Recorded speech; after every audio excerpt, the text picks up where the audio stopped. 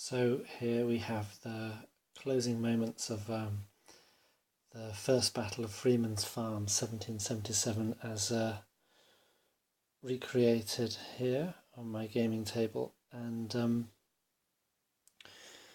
it's the last two turns, so that means about 50 minutes, about an hour of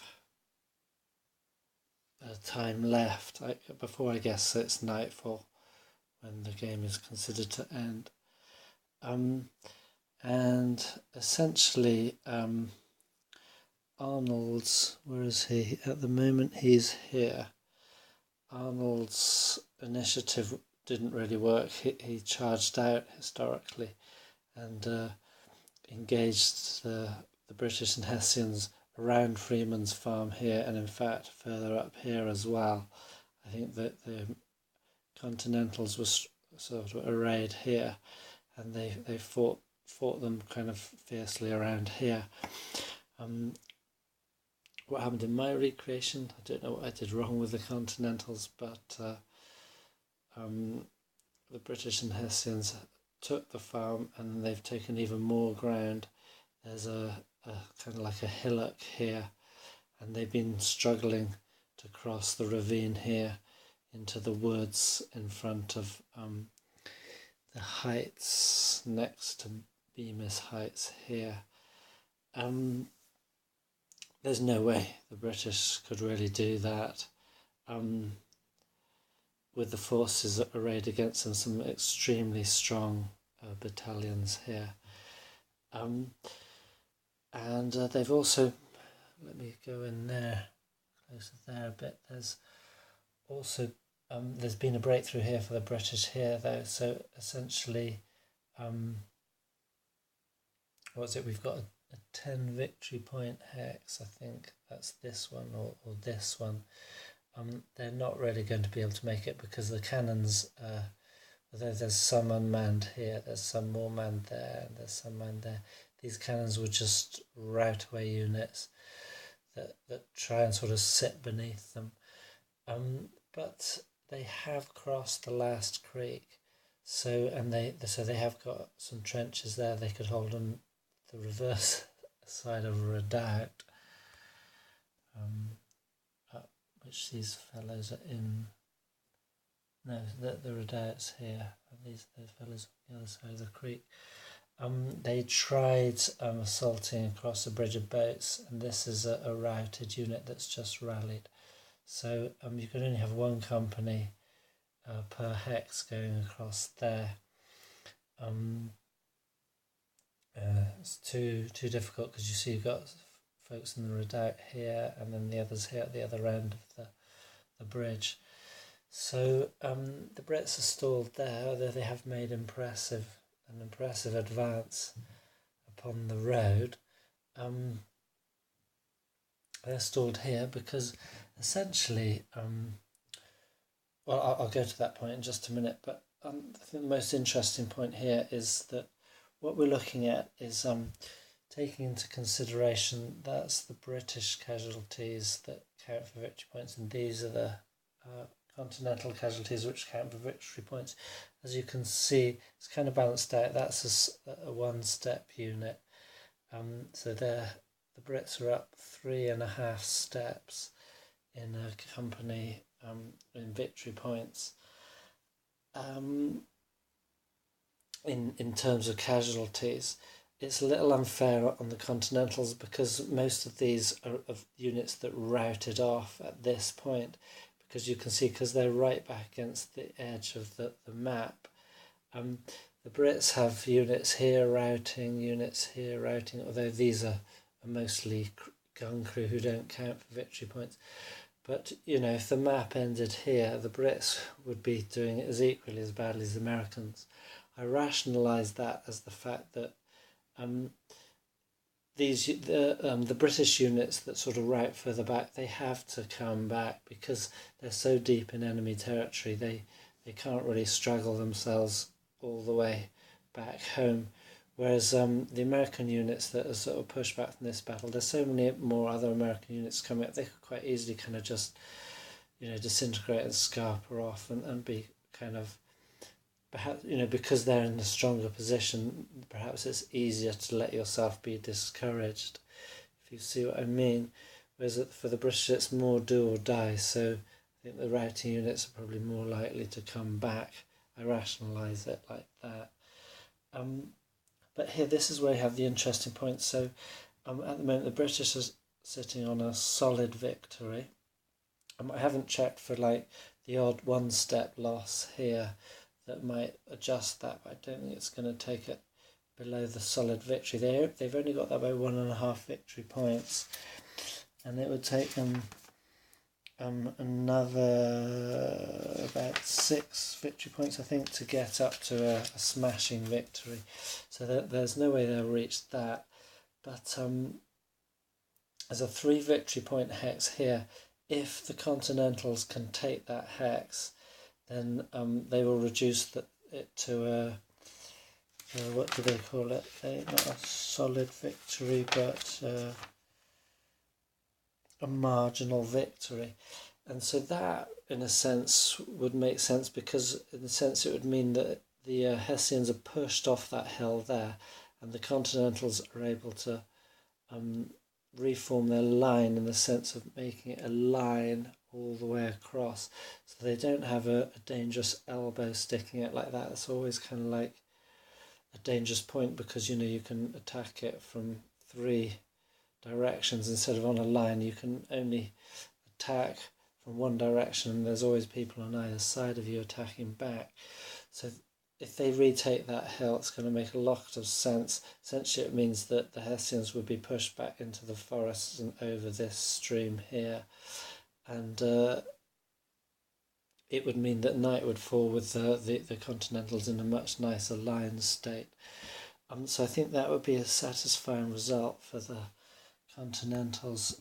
You can see here they have a breakthrough. They had some routings. These ones have stood steady. And this is the point I was nearly made earlier, is that I basically found this game that what you can do, because firing is really all about, generally you just get a morale result. It's very rare you would get a step loss result. You need to get modifiers above a 6 on a d6 to do that, and there's not many modifiers you can get for firing. So it's either firing combat's either a case of routing or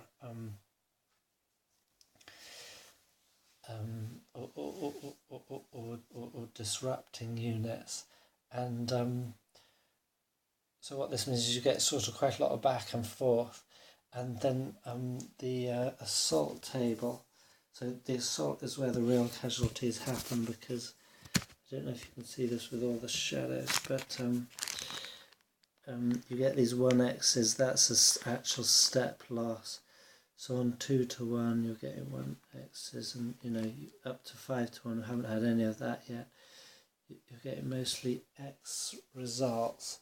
That's where you actually get step losses. But otherwise, you might just get you get morale checks, which could result in a rout or a dispersion.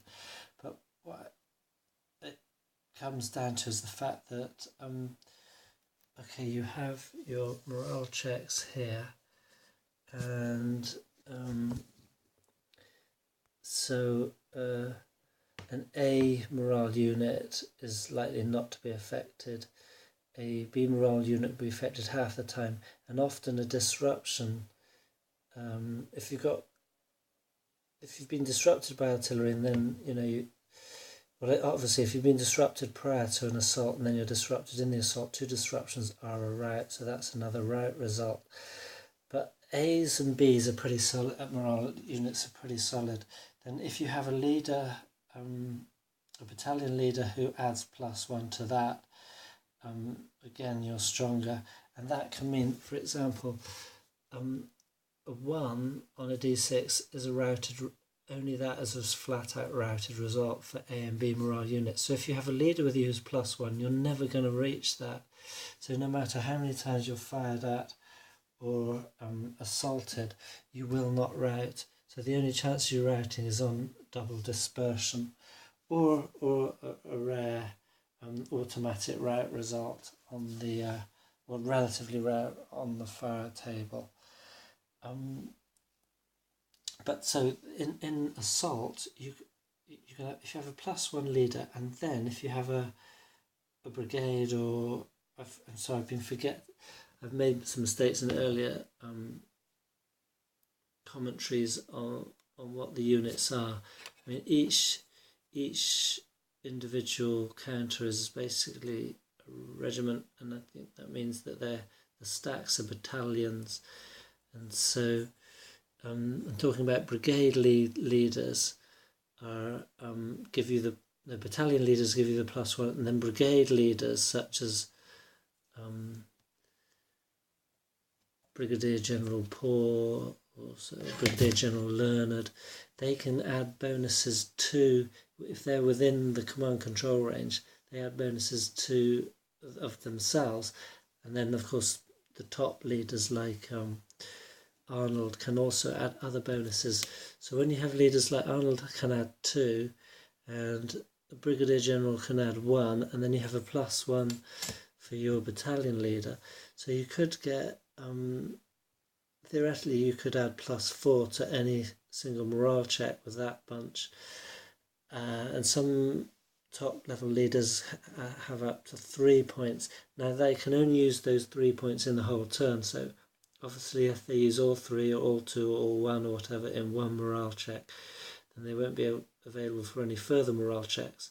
And what with defensive fire happening, if you're going to assault, first you will have to take defensive fire, then you might well take a morale check in your assault. So you're probably facing 2 morale checks each assault anyway. But still, if you've got a +1 all the time from your battalion leader, and then you've got, say, 3 or 4 bonuses, you could have 2 pluses on 2 morale checks, which is going to guarantee you no effect. So what I'm trying to say is you can have some majorly strong units, just a few, especially if they're A morale, and then the rest of the units are going to kind of be prone to melting away quite quickly. So what I'm thinking it means is that you'd to be very effective in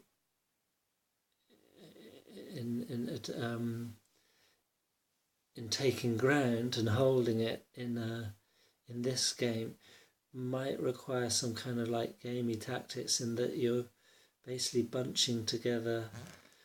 You could create super assault groups pick out your best battalions, put their best upper level commanders with them, and then send them in, and they will be virtually unstoppable and impregnable. Which obviously would mean then that you'd have to sort of scalp all your best guys from the whole field and just put them, say, in one place. So obviously that's going to require a lot of management, and I guess it could have happened in the actual situations if you had a sort of very flexible and effective commander, but generally I don't think those things would happen. It's like you wouldn't throw in units from Paul's brigade and Learn's brigade together and send them off on their own sort of private mission. You would send, say, all of Paul's brigade, or units, 2-3 units from Paul's brigade instead of 1 from Paul's and 1 from Learned's. It's one of those things, and I don't know, the sort of elite unit, I don't know, maybe it would happen that elite units would be handpicked for special missions, but in the course, did it happen that much? I don't know, but I think it needs to happen in this game for you to be able to effectively breach lines such as we have here and then hold the ground. You're going to have to muster your most effective strength in a single spot. We're talking blitzkrieg warfare, really, aren't we?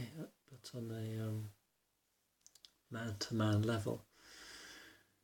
And yeah, so my feeling is that's the way to kind of really win effectively at this game. But my thought is that that's not really realistic in the period.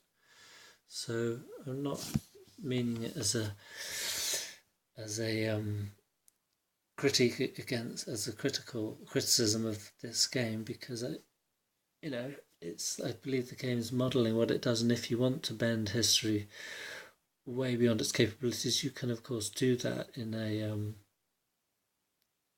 a structure such as this, because it sets the framework. It doesn't